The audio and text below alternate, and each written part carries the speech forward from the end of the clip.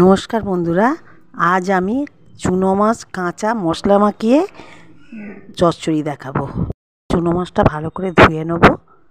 তারপর ধোয়ার পরে ওতে পেঁয়াজ কুচনো দেবো, টমেটোর কুচনো দেবো, কাশ্মীরি লঙ্কা দেবো, হলুদ দেবো, তারপর সর্ষে, রসুন, কাঁচা লঙ্কা বাটা দেবো, কাঁচা লঙ্কা চিরা দেবো, দিয়ে বেশি করে নুন দেবো, বেশি করে সর্ষে তেল দিয়ে ভালো করে মশলাটা মাখিয়ে নেব চুনো মাছের সাথে।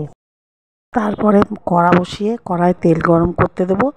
বেশি করে তেল দিয়ে তেলটা খুব ভালো করে গরম করতে দেবো যাতে ধোঁয়া ওঠে। তখন চুনো মাছগুলো আস্তে আস্তে কড়ার চারপাশে ছড়িয়ে দেবো।